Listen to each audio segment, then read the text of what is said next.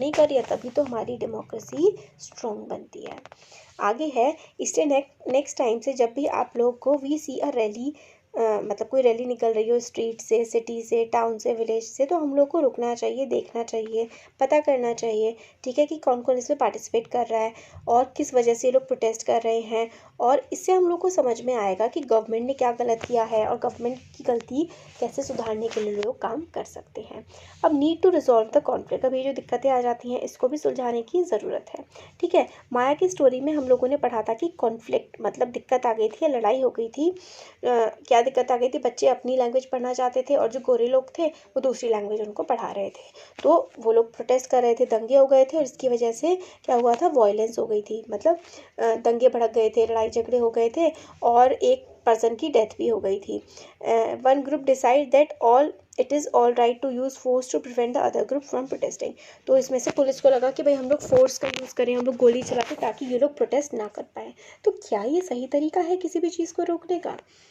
तो कॉन्फ्लिक्ट दिक्कतें तब आती हैं जब लोग व्हेन पीपल ऑफ अलग अलग कल्चर्स के लोग, रिलीजन के, अलग अलग रीजन के इलाके से आए हुए लोग या फिर अमीर गरीब अलग अलग इकोनॉमिक बैकग्राउंड के लोग जो हैं वो एक दूसरे के साथ सही से नहीं रह पाते हैं।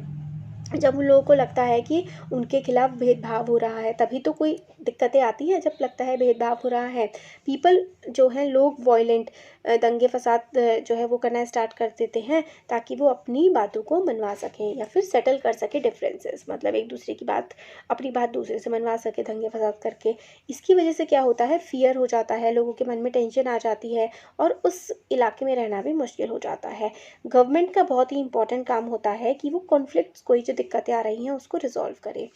तो इसमें आता है कि कुछ जो कॉन्फ्लिक्ट्स दिक्कतें होती हैं हमारी सोसाइटी में, उनके बारे में हम आगे पढ़ेंगे और गवर्नमेंट का क्या रोल होता है उनको सुधारने में या फिर उनको ठीक करने में।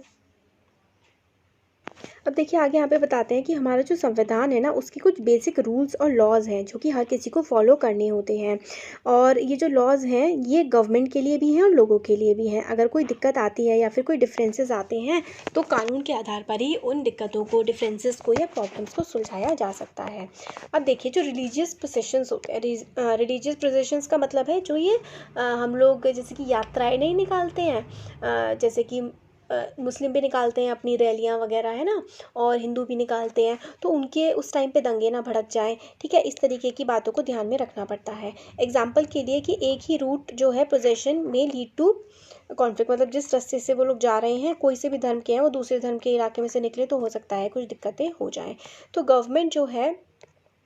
और पर्टिकुलरली पुलिस जो है, पुलिस काफ़ी ज़्यादा इंपॉर्टेंट रोल प्ले करती है जो in getting representative of concern community to meet and try and arrive at a solution. तो मतलब जो अलग अलग कम्युनिटी के लोग हैं जो दंगे कर रहे हैं उनके लोग आकर के मिले और बैठें और शांति से चीज़ों को सुलझा लें। कई बार क्या